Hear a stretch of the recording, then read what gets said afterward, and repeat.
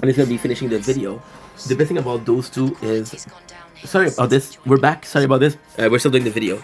The best thing about all of this is, well, there's no best thing. If I had to pinpoint on one thing, I would say the best thing about this is, both of these idle game will take me about 4 to 5 hours to do, right?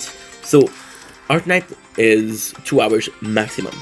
Don't ask me, it's 2 hours, right? No, the greatest thing about it. Oh, we had our what was it? It's okay. So I forgot already. Where did I put it? I wrote it down. 22 times 9 is 188. So technically speaking, I would have enough. Okay. So we would have enough for the event guidebook. We would have enough to get the 120. I don't know if I'm gonna have enough for 500 because that's what we need. So I'm gonna go again, and yeah, let's see how much it gives us. Good. So now I'm gonna go here. The best thing about those two games are they actually take me like I want to say 8.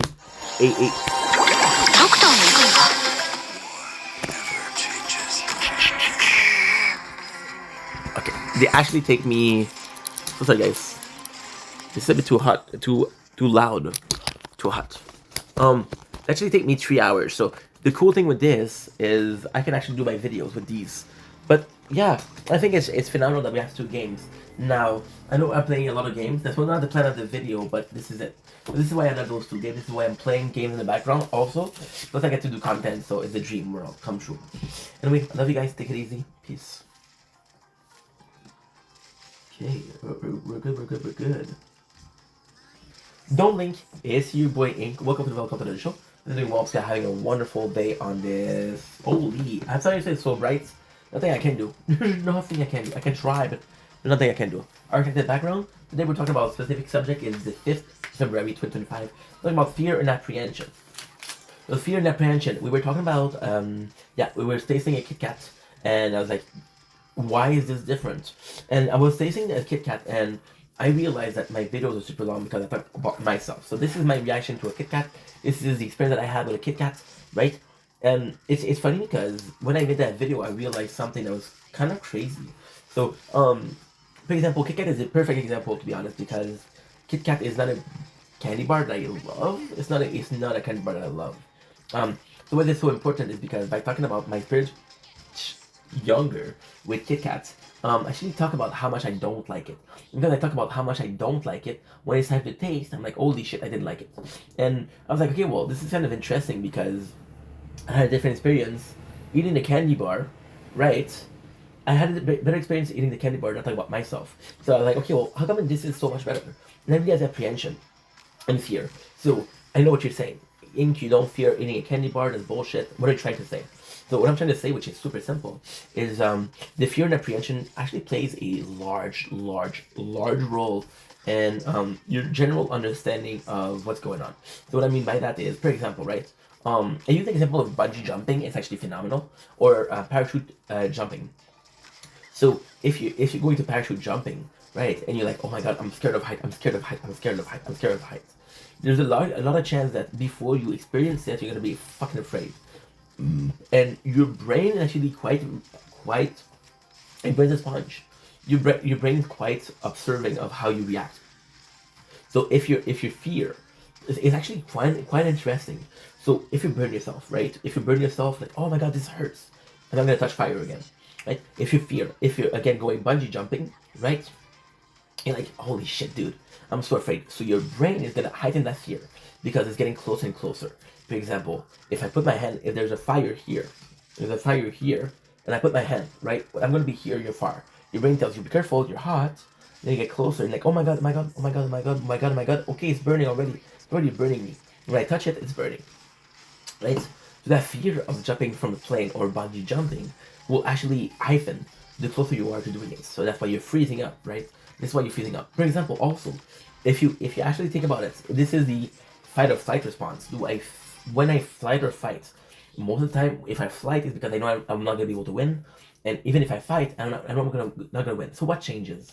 The apprehension, the fear level, right? I know I'm gonna lose, but I still fight, right? But also, I was talking about it, and I've been really obsessed with the word purpose lately. So, for example, if I'm fighting with someone, right, and my brain asks myself, is that a fight or flight occasion or whatever, right?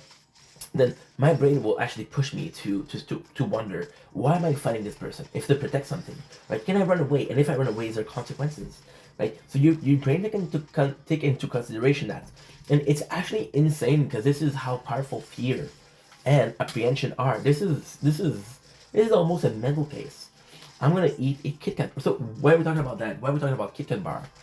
I'm gonna have a memory that is a negative feeling or a negative experience with a certain something, because I'm gonna have a certain something happen to me. I'm gonna be not afraid of it, but apprehensive. Apprehensive. Why? And this apprehension will ruin the experience before I even try it. So take a young kid. He was bitten by a dog. Chances are he's gonna grow up being afraid of dogs, right? And it's nice because you're like, okay, you understand why he's afraid of dog, and then he's gonna have a dog, and he's gonna be get closer to the dog and realize that, oh, not all dogs are mean.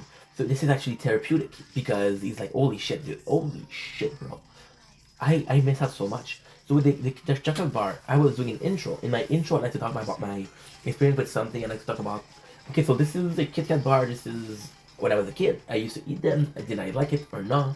Right? And you prepare your brain. So for example, I know this is hard to follow, but give me a chance. We just talked about a guy who got bitten by a dog. So how does this imply in real life? Well, it's actually quite simple. So the guy that was bitten in real life, when gonna see a dog, is gonna remember that time where he got bitten, right? And that time I got bitten will be associated with a negative feeling, fear. Now, the negative feeling in itself isn't a big deal because that fear, but that fear will lead to something else. Now, honestly speaking, the craziest thing, the absolutely craziest thing is a dog will send that someone is anxious, when is nervous, and it will make them nervous because a dog is nervous is much more likely to bite, right? Dog will actually dogs are. I like using the I like to use the dog as an example when it comes to human emotion because they're quite capable of feeling emotion, but they're also childish. So when you're a child, your emotion, I think when you're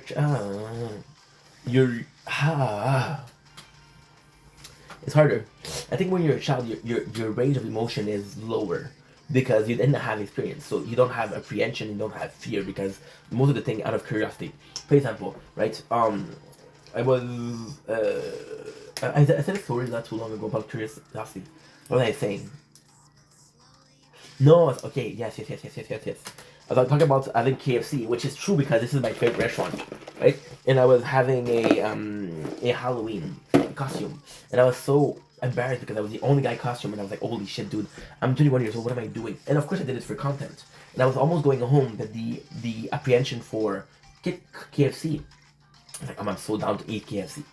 Because I was so down to eat KFC, we actually made an effort to go and actually we made such an effort to actually go, and you know what? Fuck my fear, fuck my apprehension. Let's just go for it. Let's just have fun, right? And this is what happened. This is exactly what happened.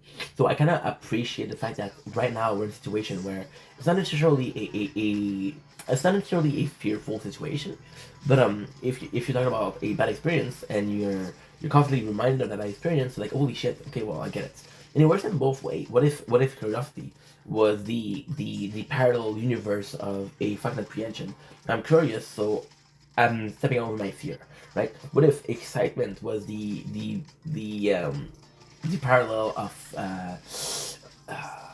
apprehension, curiosity, fear, happiness? Yeah. Okay. So the fact that your brain is doing that, it's crazy because this also implies the placebo effect. The placebo effect, which is when you take a medication that you think is going to help you, if you think it's going to help you, it does help you. It's how strong the brain is, right? Also, a fun fact. I was talking about my father yesterday, and my father was talking about a cousin, and this cousin, she's working in a governmental. I'm Canadian.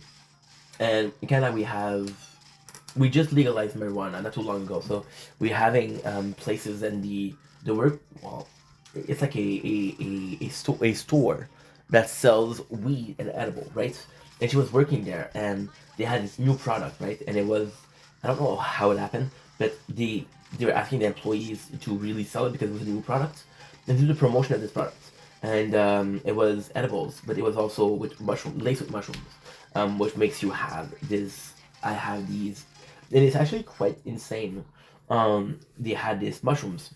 Again, I don't do drugs, right? I'm not saying do drugs. I'm just saying this is what happened. So my cousin, she did the edible, which was mushrooms, and she hallucinated, right? Right. So what he did was the I think it was like an afternoon of I don't fucking know. There was a couple of the employees that did the shroom at the same time, and she was talking to me about, and he was talking to me about how she told him how it was different experience, and it was different experience, and I'm like, okay, well, it's the same dose that they take, it's the same product that they take, like so what changed the person, right? The, what if the person wasn't the problem? What if your DNA? So for example, right, you're gonna take a person that has a high tolerance to pain versus a person that doesn't have a tolerance to pain. You're gonna have a person that likes spicy food versus a person that doesn't like spicy food, right? There's different this DNA, right? This is your pain tolerance or your pain appreciation, whatever. But she was talking about how there were three different, right? And why am I talking about this? Is because those were hallucinogens. So physically speaking, right? This is actually quite apropos. This is quite in a subject. I have this fear of jumping from a plane in a parachute, so I'm gonna be afraid of that.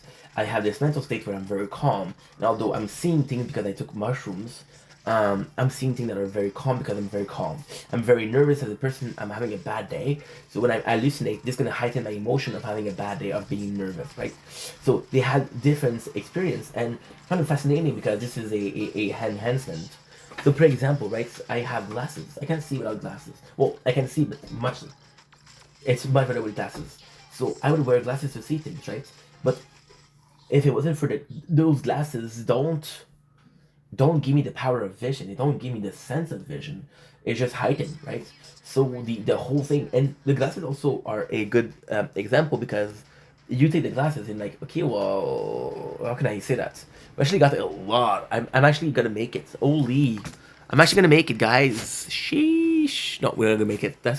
We got 60. That's not good. That's not good. That's not good. Okay, give me a second, guys. Sorry. We need 69. So we need 16. It's 6. So it's yeah, it's more. Two.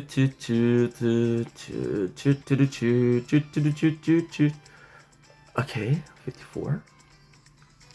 Nice. So yeah, so I think it's actually quite interesting.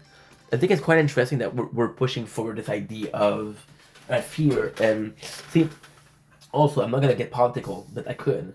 We're talking about propaganda, right? This fear was used, but it's an emotion.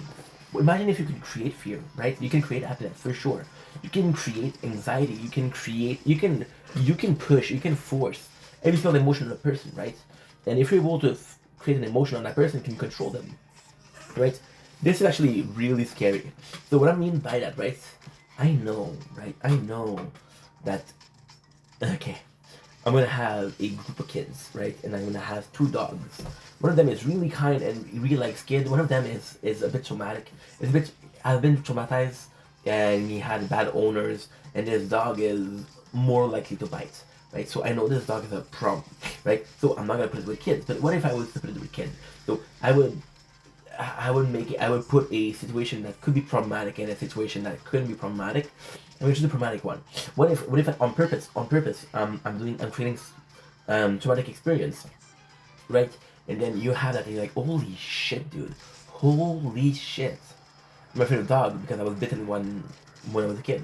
What if I was put in a room, right, with a dog that my parents knew, or somebody knew that could likely be bitten? So it's funny. It's also very cool because this is very, now I'm talking about negative, right?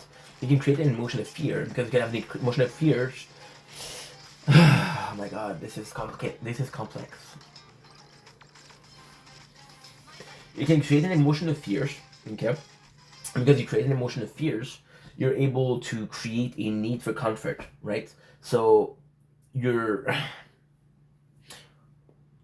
this is very dark psychology, but you have this girl that you like, right? And you put her, she likes this guy, and you know this guy's an asshole. You know this guy's an asshole. She likes him, but she likes him, and you have a choice. Like, do I try my luck with her? And some people, a bit more deviant, more clever, I guess. That's the definition of clever. That's another video. But they'll allow the girl to be not allowed. What am I saying?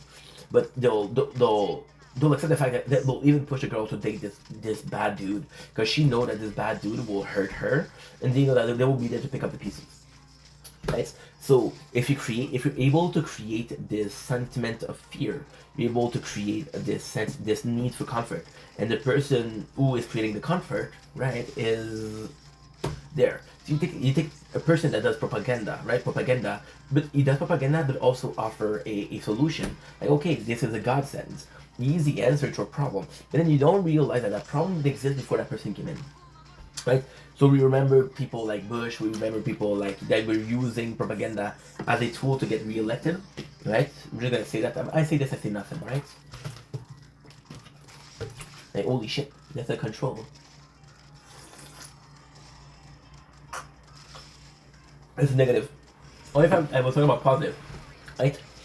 You have two parents. My parents are perfect for that. My parents are the perfect example. I'm baby Ink. I'm 3 years old. I just started walking.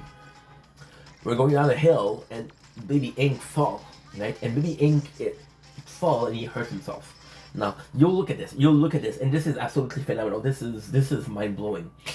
Look at a kid that falls. Look at a kid that's falling. The first reaction, okay, will be looking at his parents. I was thinking about dog before, right? Dog, they have the intelligence of, most dogs have the intelligence of 4 or 5 years old, right? That's it. That's the level of intelligence that they have, right? And the coolest thing with dog is even when, and that's a fucked up illusion, but it makes sense in the end. It will make sense. So you take a dog, right? And a dog will go to the bathroom. When he goes to the bathroom, it'll look at you. And it will go like, why is he looking at me when he's shitting? Well, he's actually trusting you. The dog is actually trusting you, right? To make sure that he's safe. Because this taking a dump is a vulnerable experience for a dog. I'm able to get attacked. I'm not looking forward. So I'm looking at you to give me signs of, okay, well, you're good, we're in danger. That's the way to do it, right? So a kid will fall. They will look at his parents, right? And his parents, they're very important. So the kid fell, he hurt himself. So the kid is aware that he's hurting. The kid is aware that he just hurt himself. He's not aware of how much of a problem it is. So look at the parents, right? My mom will run to me. Oh, are you okay? Are you okay? Are you okay? So because she's stressed, she's nervous, she's creating this emotion of I'm stressed, I'm nervous. So I'll freak out, right? Not because the wound is there, but everybody was freaking out instead of me. So there's this chaotic surrounding, so I'm becoming chaotic. Versus my father, like, you fell, get back up. What are you doing? Stop playing around. Get up, right? I don't have time for you to play. Let's get up. And the kid will realize that this is such a small instant, doesn't have nothing to worry about, right? So this is also very important because the kid that fell is situation A, right? Situation A was impacted by a very worried force, which created a worried A, or a positive force that created a positive A, right? There you go. And this is how you toughen up. So the act of toughening up is actually quite, when you understand what I'm trying to say, this is mind blowing. So the act of toughening up, it's not your body that's toughening up, it's your mind. So for example, right? I'm not gonna do that because people are gonna freak out if I do that. I'm gonna take this little toothpick, right? I'm gonna pick my own finger, right? I'm gonna push. I don't know if you can see, but I'm pushing, right? There's a pain, right? But then you're able to say, okay, well, this is a pain I can endure, this is a pain I can't endure. But the same thing for the tattoos, right? The first place that you're gonna get tattooed are not the most painful place. They're place that doesn't hurt. Like, the back doesn't hurt, right? So by doing this with this toothpick, and look at this. This is actually really hurtful. I don't know if you can pick it up. Yeah, a little bit. So we're gonna do this the second finger, right? So the craziest thing is I prick this finger. So right now this finger is hurting. Right now, okay, I'll do it again so it's more fresh, right? Okay, right now, so there's this pain and I know the pain receptor. So I'm experiencing pain, I know the level of pain, right? The level of this pain, right? Now, we'll do another part, right? So you're aware that the fingers are more sensitive than the skin, right? So we're gonna pick up the skin, and then we're pushing, right? We're pushing. So you can see here, there's a, we just created that hole, right? So the difference in pain between this and this, right? This and this, right? And you're like, okay, well, this part of the body is it's less sensitive, right? But in both cases, those pain receptors were my brain.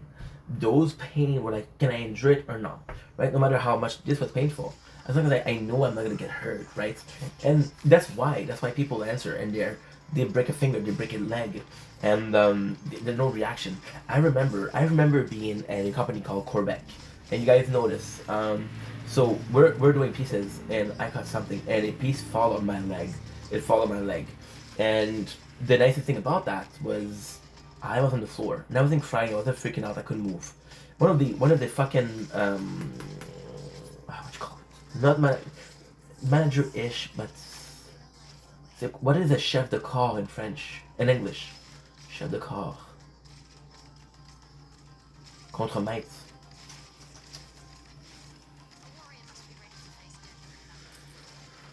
Give me a sec. It's not. Is it that important? Contre-maître. One of the person in charge looked at me and said, "Hey, are you okay?" Said, "No, I think I broke my foot." And then I went to the hospital. Right? I was on the floor. I wasn't crying. I wasn't screaming, crying. He just looked at me. Are you okay? The reason why I'm bringing this effect up is I knew my foot was fucked up. I couldn't get up. This guy asked me, looked at me, very calm, and said, "Are you okay?" Right? If I was younger, this is the right thing to say. It's not get back up. It's not, oh my god, are you hurt? Are you okay? Right? And most of the kids are gonna tell you, yeah, I'm okay. Right? But, and it's nuts because it's nuts. It's absolutely nuts. This emotion, this emulation of emotion, right? Or I was watching this documentary. I think it was yesterday on autistic people. And the documentary was phenomenal. They were talking about how autistic people are they're not able to experience emotion the same way we do, right? So they were talking about how in certain cases autistic people will emulate emotion. Funniest thing, you take a deaf person, and you're asking them to talk to you. You can hear in their voice that they're deaf, right? They're not able to reproduce the voice. The way you're talking isn't, you didn't choose to talk like that. You didn't choose to talk like that. Your tone of voice is up to you, right?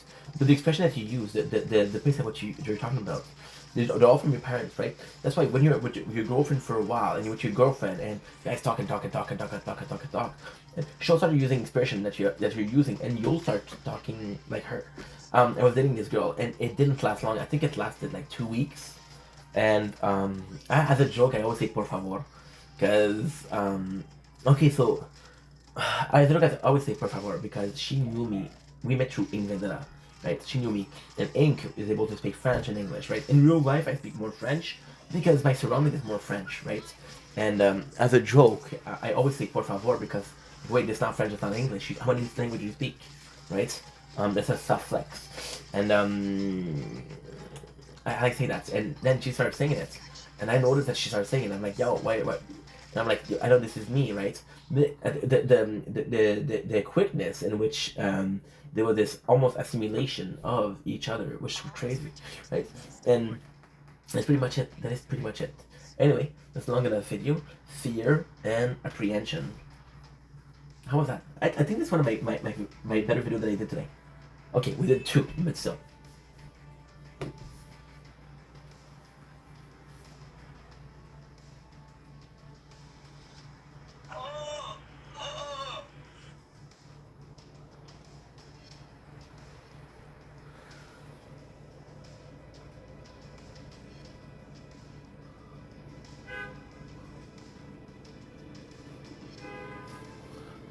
I almost have.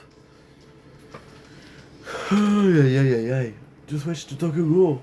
How much battery do we have left? 42%. Sheesh. I got 12 minutes before I start eating.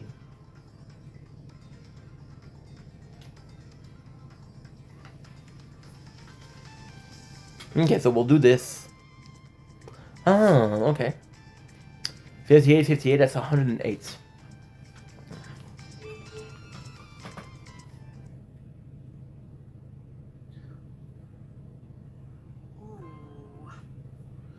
I wanna kiss you, make you feel alright. I just can't try to save my life. Then I wanna cry and I want to, but all my tears of being used up on another love, another love. I wonder how long it would take for anyone to notice if I just stopped talking.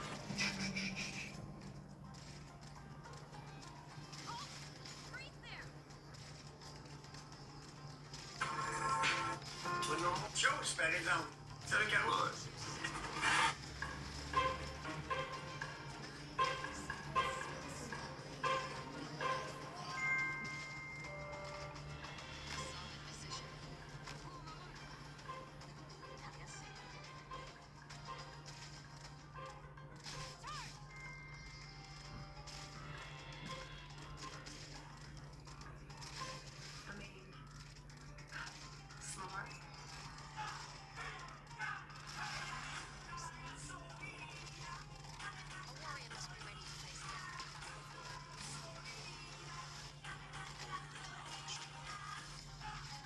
I'm gonna say this with the utmost. For damage, got robbed there. I mean, that's been kind of fight, Tyler. I just feel like there's no tell. The only tell is for an attack is when he turns yellow. That's it.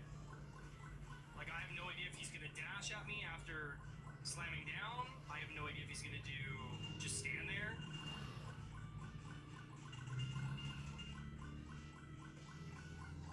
Don't be nervous. Trust your training. Arrived at the... I think I just have to predict that he's going to, right?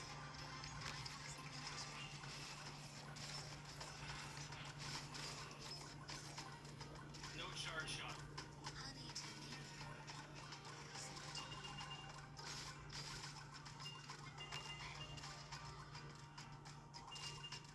Sus-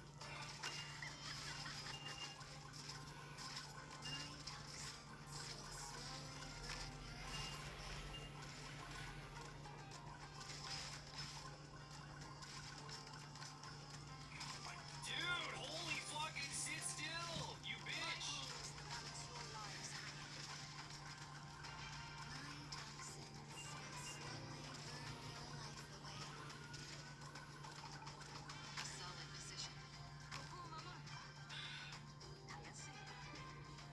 Hey, Serville. Ever get the boss gets iframes? Okay, good. So a couple of videos to do left. And Jesus, I'm the one. Baby should run. Ready, set, go. From the monster I become. Thank God.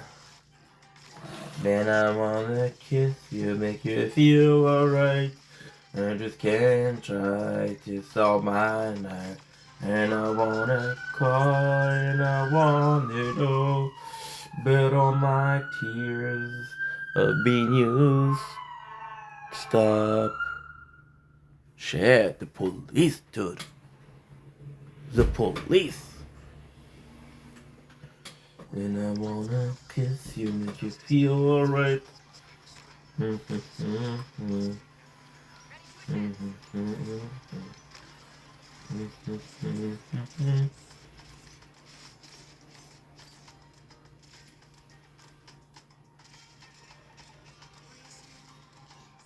Okay.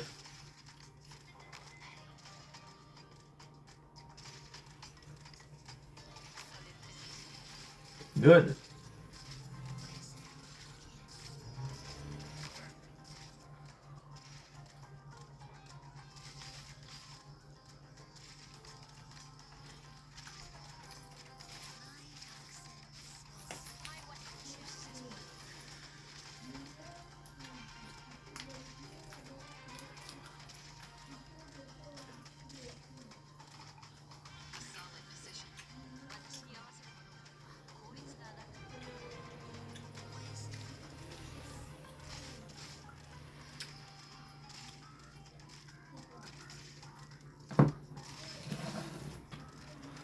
Don't blink. It's your boy Ink. Welcome to the show. You guys are doing well. So having a wonderful day on this on this 5th February 2025. Today we don't have a lot of videos to do, so we're gonna go in. We're gonna push in the factor where I'm gonna be doing some movie reviews. I'm super excited about that. The first one that we have to do is Ready Player One. So I came in with zero expectation on Zero Player One. One of the movies that I saw lately that I really liked as a kid was Gamer with Gerard Butler. So Ready Player One already felt kind of cliche, already found kind of kitsch. And I gotta say, I was pleasantly surprised. It's a really good movie. The first thing that you think about Ready Player One is like, oh, it's kind of childish. But then, it's I think the charm of Ready Player One is how much culture there is. So we're talking about characters like Chucky, like Jason, Michael Myers. We're talking about characters like The Shining, which I fucking love. So it's Ready Player One is actually the perfect example of a movie that is somewhat childish, somewhat made for a younger audience, which there's no problem with that. I don't have any problem with that. However, it really shines. It really shines with how can I say that? It really shines with the element of the fact that it's so cultural. I think the charm of the movie is good. Don't get me wrong. The movie is really good. It's about a guy who put his whole life into gaming a game, and then he's hidden a treasure. So very One Piece, very the One Piece. It's very good. However, so yes, it's a good movie. However, there's nothing really to. Okay, I think if I had to force myself to give a negative point, it just would be the fact that the villain corporation is actually quite cliche. The that they're trying to recruit the main character is actually quite cliche, but the characters is actually really cool. So, for example, again, the fact that there's so many allusions to culture is phenomenal. But the fact that it's also quite, what I love is about those characters. For example, I was talking about Chucky, right? And Chucky is a really good character, but you only have like a minute of screen time, right? There's this. My favorite part is the movie The Shining. So if you know the movie The Shining, there's the bathtub scene, which is actually quite scary. Possibly the only scary part of The Shining, if I'm being completely honest. Yeah, so this is good. The other thing that I really enjoyed was the fact that it's you don't know who to trust, and they're all going. So for example, with the One Piece, it's very similar. And I think that you knowing the One Piece, I think it really improved the quality. So for example, you're all looking for it, so you don't want to tell people, right? But then you realize that you're not going to be able to get it to yourself, so who do you tell? You tell your friends. And it's really cool because at the beginning of the movie, we introduce characters. And like, we introduce character as the introduction of characters feels more so like, hey, these are my friends, right? More so than, okay, these are people that I fuck with. More so that these are people that I'm really in an alliance with, and then you work together, and it's really cool because there's elements of the movie. I'm telling you, I was very impressed. The movie in itself. You think that the best part about it is in the game? No, there's also elements in the real life when they meet. Like, oh, this is really you, and I actually love that because like, holy shit, bro, I don't understand how. There's the problem with the Ready Player One. I think it's I don't have to speak English today. Is the not a promise. I don't know. It's a promise. It's in French, I guess. I don't know how to say it, but it's the. I think more so like the concept. It really feels childish. There's, you know what? Okay, I'm gonna say this. The movie in itself could be enjoyed by a kid, but also could be enjoyed by now for a different reason. It's the same movie, but it really feels like a feel-good movie. And now, the greatest thing about Ready Player One is you realize that those illusions, and I fucking love that movie because there was allusion to Stanley Kubrick with The Shining, the allusion to Chucky, to Michael Myers were my highlights of the movie. Then you realize, why are they so important? Well, you realize that Ready Player One was a book written in the 80s. In the affluence of the 80s were there. So you're like, okay, well, there's this feel, this retro feel to it, and there's also this more modern thing. And together they come together, and it's an harmony. It's not like saying, you know what, this is old stuff, this is arcade stuff. There's also a really cool culture of the SNES. And again, you understand that this was in the 1980s, but still, it's really cool. I really enjoyed that movie. Now, of course, you got the plot, you got some people that you like, some people that you don't like. It's really cool. I think also, weirdly speaking, is the lack of character that is the best thing. When the character we really explore like 7 or 8 characters, maybe 9, characters that we really enjoy. And it's helpful because you don't need to know every single character. And it's a really, really, really, really cool movie. The whole legacy, leaving behind the legacy. I wish it paid off more. I wish they mentioned it more. So the game, okay. So the guy who created the game left behind a perfect treasure. And if you get the perfect treasure, the company is yours, right? So this is the goal of these people. So the treasure equals sharing the company. The share in the company equal money and fame, right? So everybody's looking for it. So it's basically like, yo, there's one of those treasure, right? And if you find it, you'll never have to work a day in your life. So it's like a lottery system. Okay, that's actually pretty cool. I said a lottery system because there's only one prize, but it's based on merit, not on luck. So this is actually really, really interesting. Really, really interesting. And yeah, so really impressive movie, really good movie. I'm impressed. Anyway, love you guys. Take it easy. Peace. Don't blink. Here's your boy. We're watching Master Chef Season 10. We're playing Arknight. You can say that we're back to 5 years ago, but you know what? We're back a whole 30 years today. We're doing movie reaction because I don't have anything else to do. One of the movies that I wanted to react to was actually A Christmas Carol. So I'm trying to tell you the story. This happened 3 weeks ago. We took a break from making videos there. We had too many videos to do. Finally getting back to it. And it's kind of cool because I saw this movie 3 weeks ago. And it's kind of cool because it's not fresh, so the moments that are important are the moment that you remember, right? So I'm at my mom's house, and my mom, she's like, "Hey, Ink, what movie you want to watch?" And then I'm like, "Ma, whatever you want to watch." And then we're shifting TV, and she's watching this channel, which is, I don't remember the actual program, but it's a lot of old movie. And then the movie Christmas Carol come out. Now the Christmas Carol to me is a famous movie because of Walt Disney. He had a Donald Duck, which was Mr. Scrooge. It was a lot.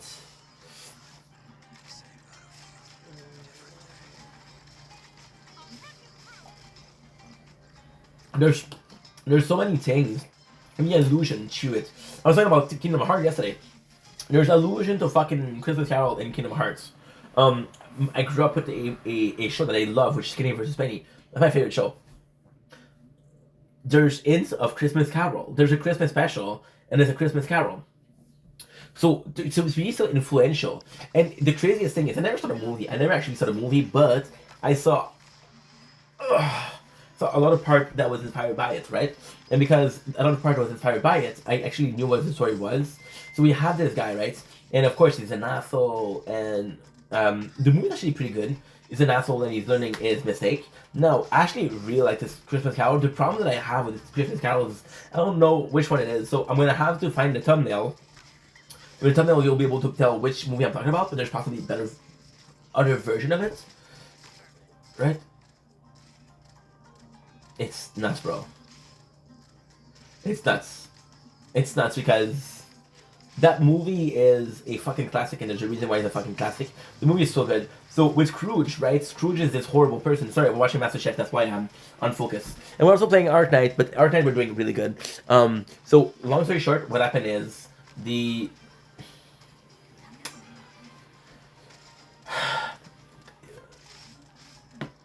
E is visited by ghosts of present past or future of the normal, right? And they're treating him like he's shit, like look how much you've done wrong.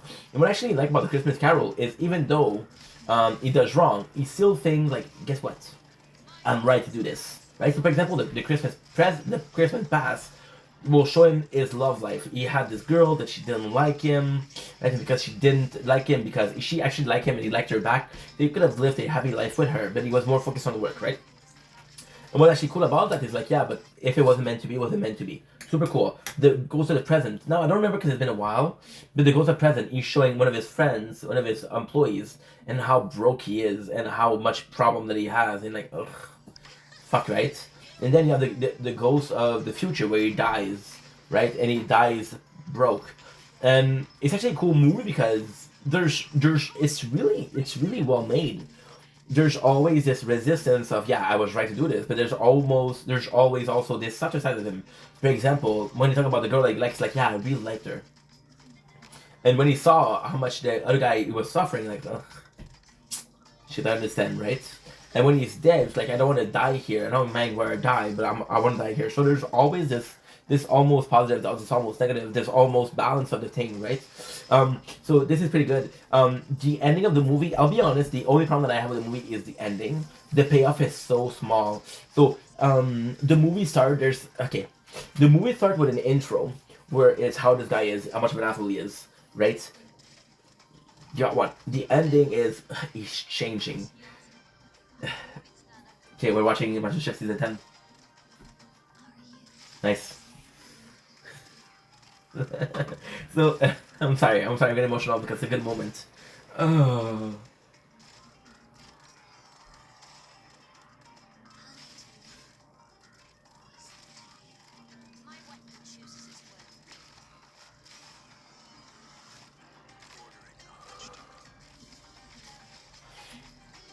Oh man, what a good show, what a good show.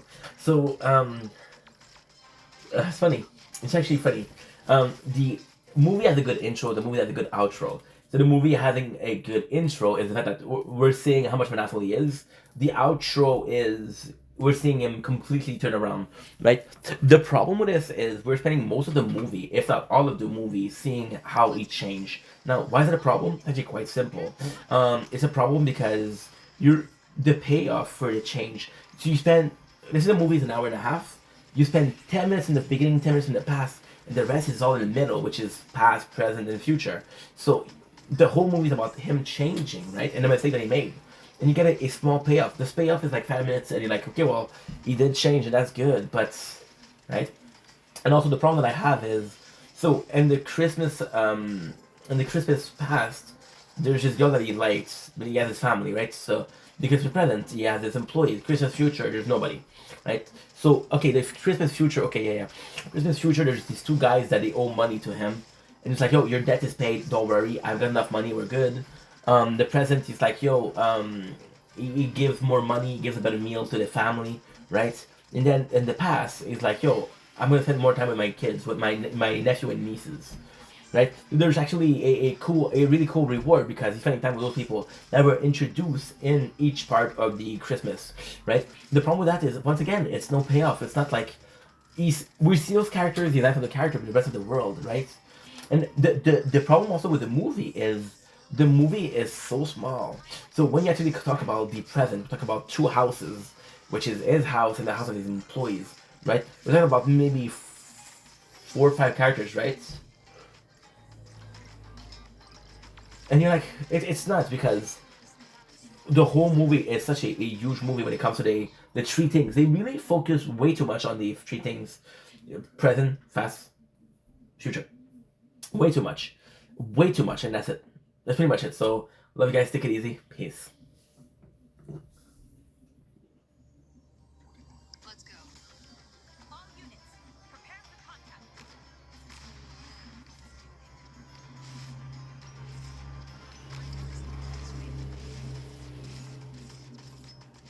Nice.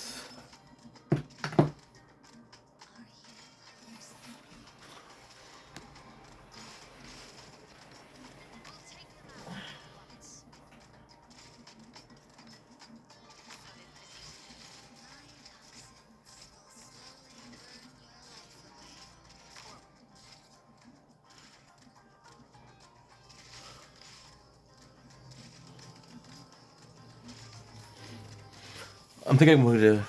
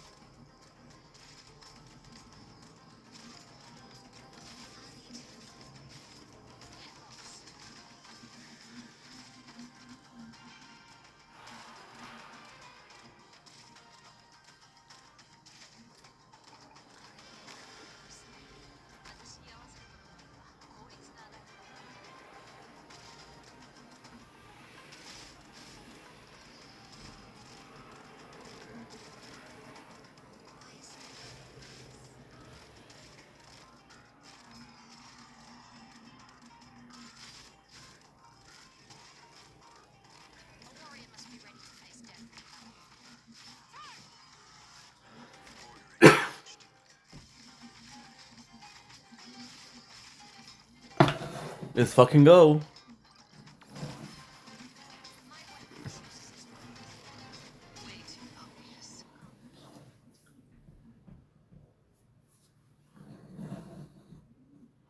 All must return to the existing order.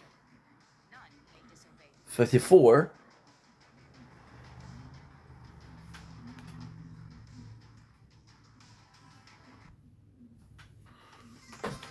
Seven. Ow. I'm gonna make another video and that's it.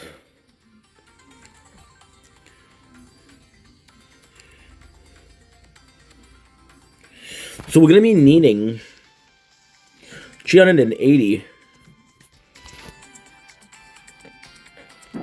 I need 150, so that's 3. Ugh. Oh, it's you, Doctor. I need 150 more. Oh, let's go. I'm so lucky. I'm so fucking lucky.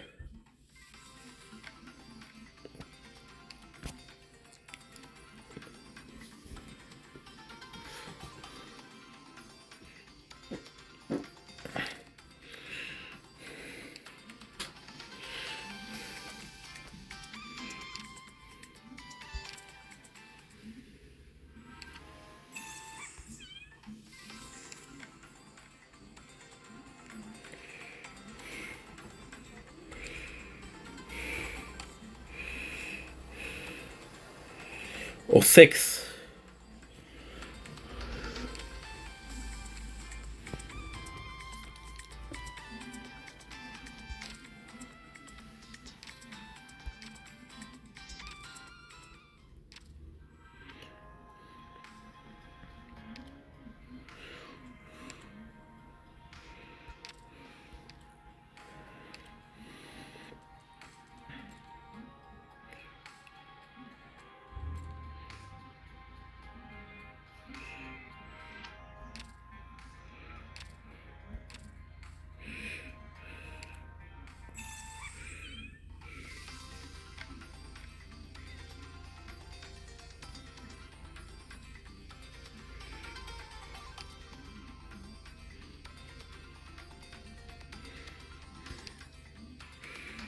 $500.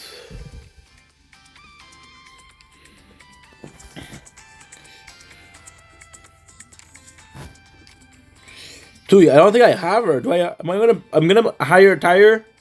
I don't think so.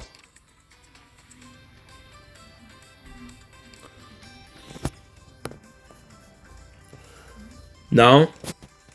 Event guidebook.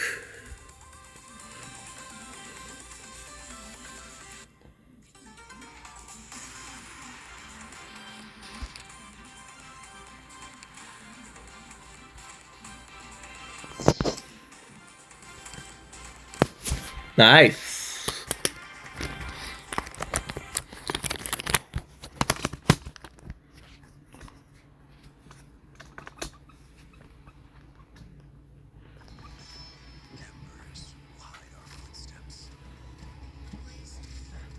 Dublink, it's your boink. Welcome to the show. Guys are doing well. Having a wonderful day. Today we're doing a movie review. We don't have a lot of the content today. We don't have a lot of reviews to do. That should be quite nice. That should be quite my alley. So we're gonna be talking about one of my favorite movies as a kid. This movie completely changed me as a kid. There's gonna be a really good review, hopefully, and I'm gonna be adding some French element to it. Some French element because I'm French Canadian.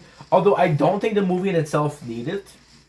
Again, a great movie, and we'll be talking about a French movie also. So watch out. It's gonna be a video that's gonna be very unique. So the movie that we're talking about is Law Abiding Citizen. So Law Abiding Citizen was a movie that I watched that really changed my perspective of life. It really I wouldn't say shaped me how I am, but this.